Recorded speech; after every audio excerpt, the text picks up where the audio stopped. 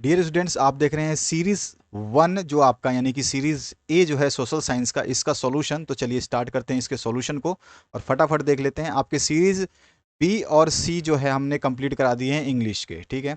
आप इसी वीडियो के डिस्क्रिप्शन बॉक्स में जो प्ले लिस्ट है उसको आप देख सकते हैं। तो सोशल साइंस का जो है हिंदी प्लस इंग्लिश वर्जन में ही आंसर मैं बताऊंगा, दोनों मीडियम के लिए आंसर यहाँ पे कंप्लीट किया जाएगा। फटाफट देख लेते हैं आपके क्वेश्चन पेपर को, जो इसमें कौन कौन से क्वेश्चन आए थे। सबसे पहला क्वेश्चन है, फ्रांस की क्रांति कब हुई थी? तो इसका आंसर हो जाएगा 5 मई 1789 में, यानी 1789 में। तो ये आंसर हो गया आपका फर्स्ट। इसके बाद सेकंड क्वेश्चन है, the history of the loss of Vietnam का लेखक कौन था? तो ये फान वोई चाउ, ठीक है। उसके बाद नेक्स्ट जो क्वेश्चन है आपका, स्वराज पार्टी के संस्थापक कौन थे? यहाँ पे इंग्लिश में भी मैं आंसर लिख दिया है, तो अभी मैं किसी एक ही मीडियम में आपको आंसर बताऊंगा। आपका कमेंट अगर जिस भी मीडियम के लिए ज़्यादा आता है तो उस मीडियम के हिसाब से जो है वीडियो के आंसर्स बताए जाएंगे। अगर आप बोलते हो कि सर हमें इंग्लिश मीडियम में ही केवल आंसर बताइए, तो मैं आपको इंग्लिश मीडियम में भी आंसर दे दूंगा। फिलहाल इस वीडियो में मैंने दोनों मीडियम के लिए आंसर प्रोवाइड कर दिए हैं। स्वराज पार्टी के संस्थापक कौन थे? तो मोतीलाल नेहरू जो थे वो संस्थापक थे। भाप के इंजन की खोज जो है इसमें थॉमस न्यूकोमैन ने की थी, और इसके ऊपर जो है इसके अंदर रेक्टिफिकेशन जो काम किया था वो थे आपके, आप जानते ही हैं भाप का इंजन जो है, आपको किस याद होगा नाम, जिनका नाम था जेम्स वॉट। जेम्स वॉट ने जो है इनके न्यूकामैन का जो इंजन था इसके मॉडल में जो है शोध किया था, उसको सही किया था, थोड़ा सा और एडवांस किया था। एक्चुअल जो बोलेंगे भाप का इंजन के जो खोज करता है वो न्यूकमैन ही है, ठीक है। बल्कि आज दुनिया में जो है आपको सबसे ज़्यादा उनको जाना जाता है, न्यूकमैन का नाम भी छुप चुका है। अब अगला जो है नेक्स्ट क्वेश्चन, लो अयस्क किस प्रकार का संसाधन है? तो लो अयस्क देखो ये अनवीनीकरण संसाधन है, नॉन रिन्यूएबल सोर्स है, क्योंकि आप जानते हो कि लो अयस्क को बनने में बहुत सारे जो है साल लग जाते हैं, ठीक है। उसके बाद में नेक्स्ट जो क्वेश्चन है, भारतीय अर्थव्यवस्था के कितने क्षेत्रक हैं? तो आप जानते हैं 3 क्षेत्रक होते हैं, प्राइमरी और सेकेंडरी एंड टार्टरी, ठीक है। तो 3 सेक्टर्स होते हैं, तो प्रथम, द्वितीय और तृतीयक। इसके बाद आपका नेक्स्ट जो क्वेश्चन है, इसमें आपको मैंने इंग्लिश में भी लिख दिया है, प्राइमरी, आपका सेकेंडरी और उसके बाद में टार्टरी, ठीक है। इसके बाद में आपका जीडीपी का पूरा नाम बताना है, तो ग्रॉस डोमेस्टिक प्रोडक्ट बोलते हैं, जिसको हिंदी में बोलते हैं सकल घरेलू उत्पाद, ठीक है। इसके बाद जो नेक्स्ट क्वेश्चन है, भारत में कितने केंद्र शासित प्रदेश है? तो 8 केंद्र शासित प्रदेश हैं।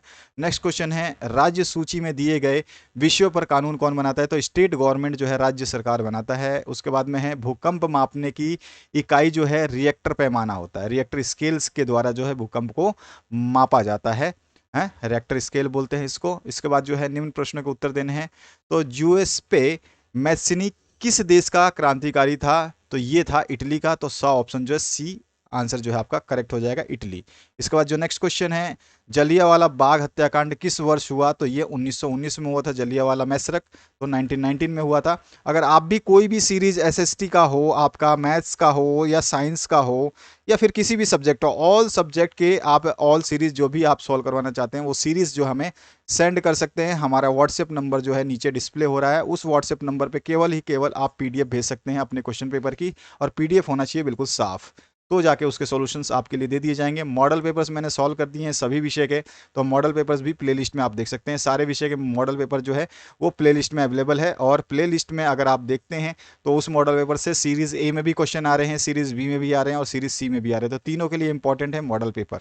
इसके बाद जो नेक्स्ट क्वेश्चन है उसकी बात करते हैं, निम्नलिखित जायद की फसल है, निम्नलिखित में से कौन है जायद की फसल? तरबूज जो है ये जायद की फसल है, ठीक है, वाटरमेलन। उसके बाद जो नेक्स्ट क्वेश्चन है उसकी बात करते हैं, बैंकिंग किस क्षेत्र के अधीन आता है? बैंकिंग जो है ये आपका थर्ड जो आपका तृतीयक क्षेत्रक है उसके अंदर आता है, तो यहाँ पे आपका ट्राइटरी सेक्शन यानी सी ऑप्शन हो जाएगा। इसके बाद जो है, किस राज्य में 1999 में चक्रवात आया था? तो चक्रवात आया था ये उड़ीसा में। आपको याद नहीं होगा, छोड़ो, तो आपको पता होना चाहिए कि आपको याद होना चाहिए कि 1999 में चक्रवात जो है उड़ीसा में आया था।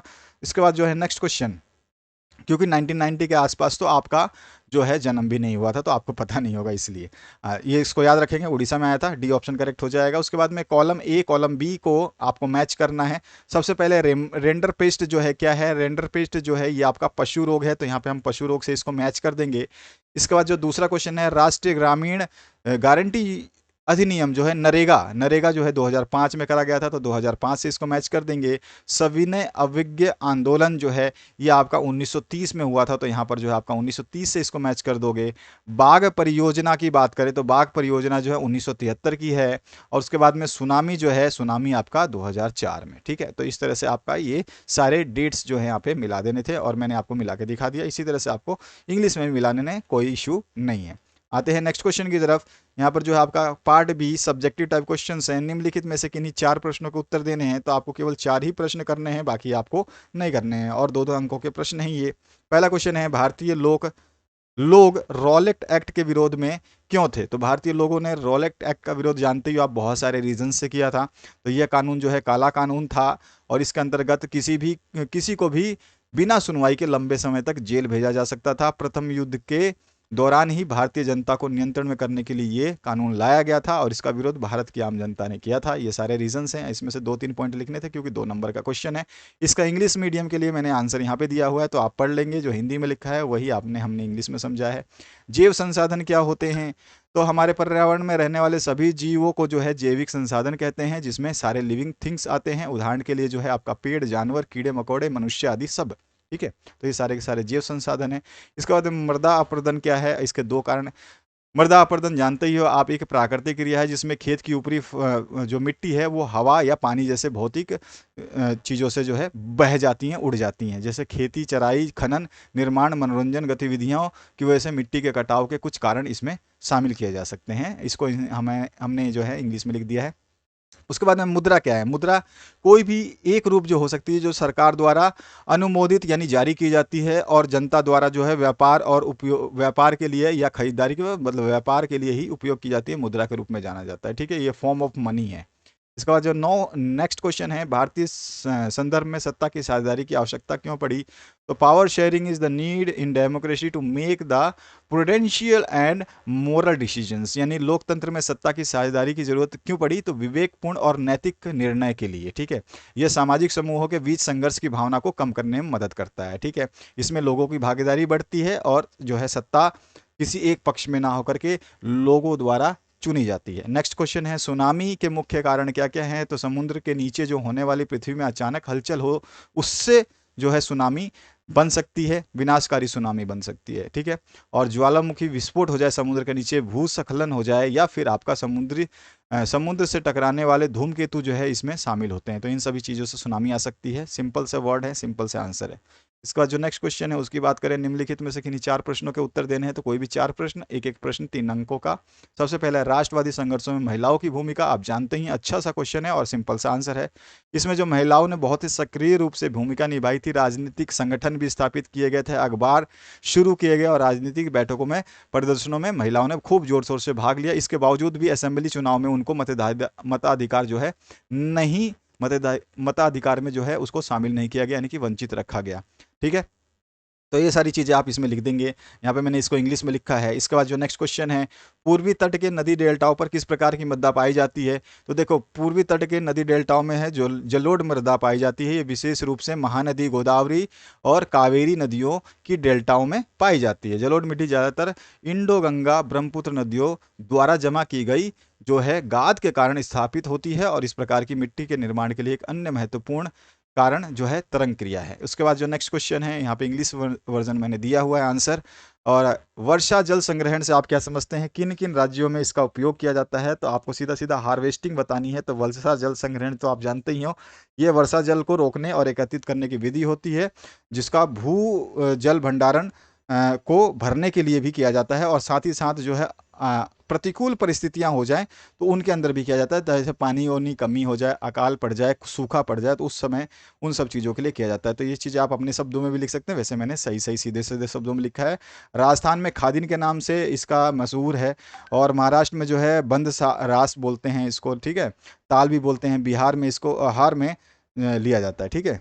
तो इस तरह से नाम है अलग अलग जगह के, आप बता सकते हैं। जो क्वेश्चन पूछा, एक दो के जो एग्जाम्पल दे देने थे। खुली बेरोजगारी, प्रच्छन्न बेरोजगारी के बीच में अंतर बहुत कॉमन क्वेश्चन है, हर बार एग्जामिनर पूछ ही लेता है कैसे भी घुमा फिरा के। आप जानती हो खुली बेरोजगारी क्या होती है, और उसके साथ साथ में प्रच्छन्न, तो दोनों के 4-4 पॉइंट लिख दिए हैं।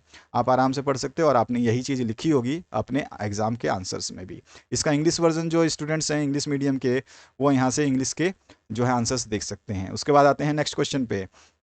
राष्ट्रीय संघीय सरकार क्या है और इसकी क्या विशेषताएं हैं, या दो विशेषताएं जो है, आपको सीधा सीधा दो विशेषताएं पूछिए तो दो ही लिखेंगे।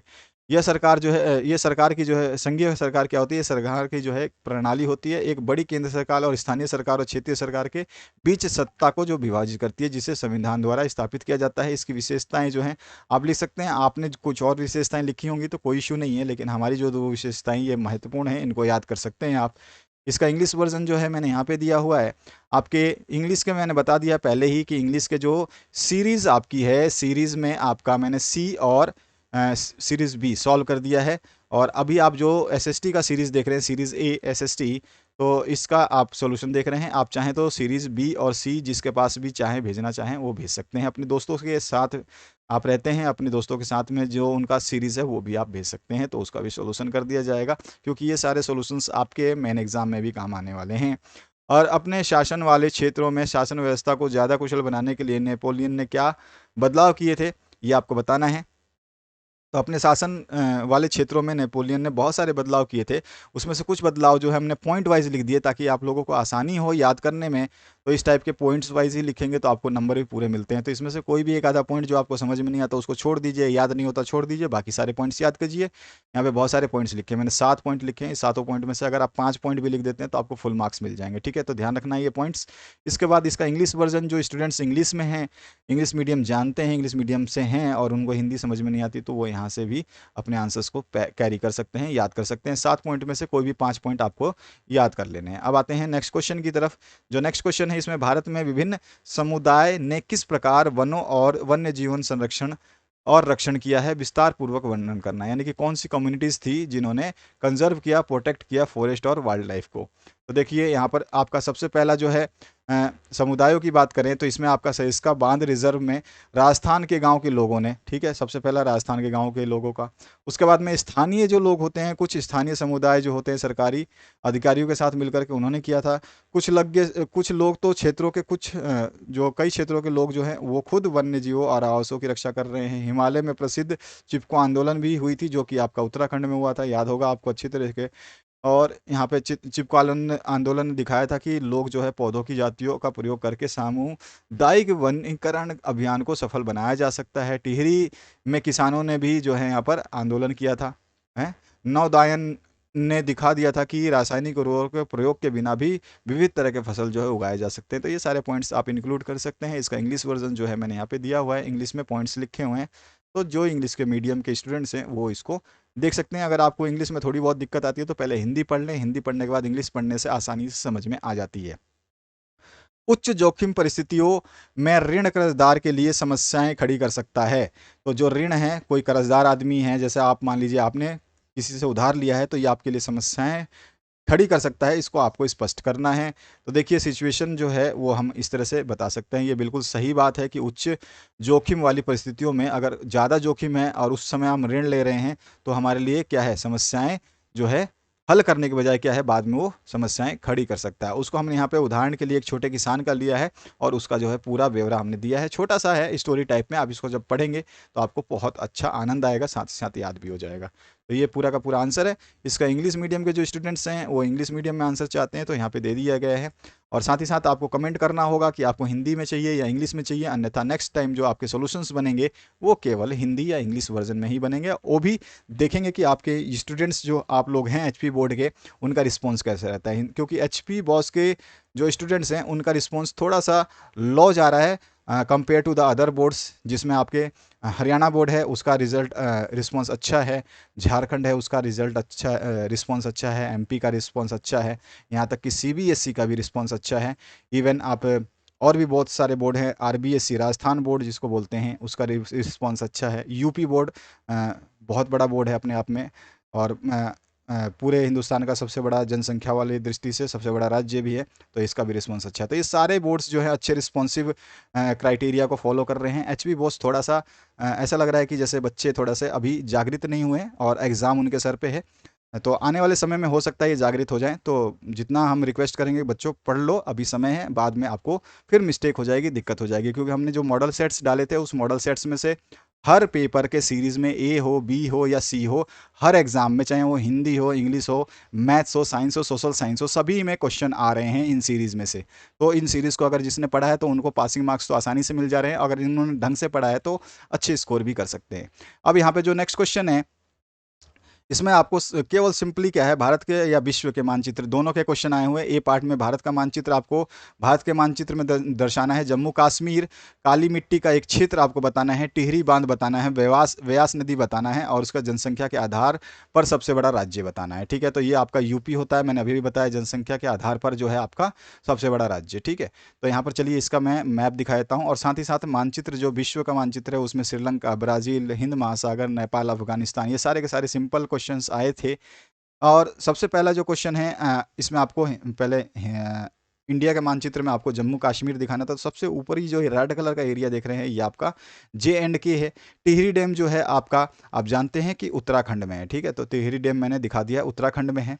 और जो आपका पंजाब में पड़ता है, पंजाब से होते हुए जो है व्यास रिवर, वो आपके पाकिस्तान में जाता है, तो यहाँ पे पंजाब में आप व्यास रिवर को दिखा देंगे। और ब्लैक सॉइल जो है गुजरात में भी होता है, मध्य प्रदेश में भी होता है, और महाराष्ट्र में भी होता है, और कर्नाटका में भी होता है। तो ये सारे चीज़ों को मैंने इस बड़े अक्षरों में लिखा है ब्लैक सॉइल, ताकि आपको ये एरिया कवर कर देना है। ये सारा ब्लैक सॉइल होता है। इसको अगर आप डार्क भी करके ऐसे दिखा देते कि ये ब्लैक सॉइल वाला एरिया है, तो भी आपका माना जाएगा। ठीक है, और उसके अलावा इसमें कुछ पूछा नहीं है। और हाँ, एक और बड़े जनसंख्या वाला राज्य जो है उत्तर प्रदेश है, वो लास्ट। तो ये 5 क्वेश्चन आपसे पूछे गए थे, जम्मू कश्मीर, ब्यास रिवर, टिहरी डैम, सबसे बड़ा जनसंख्या वाला राज्य, और साथ ही साथ में ब्लैक सॉइल कहाँ होता है, काली मृदा कहाँ पाई जाती है, तो गुजरात में, मध्य प्रदेश में, महाराष्ट्र में और कर्नाटका में। इसके बाद नेक्स्ट जो है आपका एक भारत के विश्व के मानचित्र में आपको अफगानिस्तान बताना था। तो आप जो है ये इंडिया का मैप, अब थोड़ा सा ये मैप मैंने वैसे ही ले लिया, मेरे पास पहले से ही था, तो ये मैप ज़्यादा साफ नहीं है, लेकिन आपको समझ में आ जाना चाहिए कि ये जो इंडिया का मैप आप देख रहे हैं यहाँ पर, इस इंडिया के मैप के बगल में जो है छोटा सा यहाँ पे पाकिस्तान है, कोने पे आप देख रहे हैं, और इस पाकिस्तान के जस्ट ऊपर जो छोटा सा नक्शा है ये अफगानिस्तान का है। ठीक है, और ये इंडिया के थोड़ा सा ऊपर जो ये एरिया है ये नेपाल है। और इसके अलावा जो है ये वाला क्षेत्र, ये वाला जो मैं कलर कर रहा हूँ, यानी कि जो बता रहा हूँ, वही केवल ये ब्राज़ील है। इसके अलावा जो है इस इंडिया के नीचे एक छोटा सा यहाँ पर जो है पोर्शन है, आप देखते हैं, उसको श्रीलंका बोलते हैं, हम जानते हैं आप। और पूरा का पूरा नीचे वाला जो ये पूरा समुद्र एरिया है आप देख रहे हैं, इसको इंडियन ओशन, हिंद महासागर बोला जाता है। ये पूरा का पूरा इंडिया में आता है, हिंद महासागर। ठीक है, इधर वाला नीचे नीचे जस्ट बिलो टू श्रीलंका। ठीक है, इधर वाला नहीं, इधर और इधर अलग होता है, ये बंगाल की खाड़ी हो जाती है इधर वाली। ठीक है ना, तो ये ध्यान रखना आपको। तो ये नीचे वाला एरिया जो है इंडियन ओशन कहलाता है। तो ये था आपका सॉल्यूशन एसएसटी का। आप अपने क्वेश्चन पेपर भेज सकते हैं, जैसा मैंने बताया, पीडीएफ बना करके, और पीडीएफ आपका होना चाहिए साफ। साफ होगा तो सॉल्यूशन मिल जाएगा। और किसी भी पीडीएफ को आप भेज सकते हैं जो आपके 2022 एग्जाम से रिलेटेड हैं और जो बोर्ड के द्वारा दिए जाते हैं। ठीक है, बोर्ड आपका मेन इंपॉर्टेंट है। बोर्ड अगर बोर्ड के पेपर नहीं है, आपके पर्सनल टेस्ट वेस्ट के पेपर है, तो उनको सॉल्व नहीं किया जाएगा। पर्सनल स्कूल के तो हज़ारों पेपर होते हैं, उनको नहीं, केवल बोर्ड जो सभी के लिए आता है वही पेपर हम सॉल्व करते हैं। Thank you very much, have a good day. Share कर दे अपने दोस्तों के साथ, और कोई भी पेपर आप भेज सकते हैं जो 2022 से आपके एग्जाम से रिलेटेड है। टर्म 2 के भी पेपर हम सॉल्व करेंगे, तो उस समय के लिए आप बने रहिए, सावधान रहिए और पढ़ते रहिए। Thank you very much, have a good day.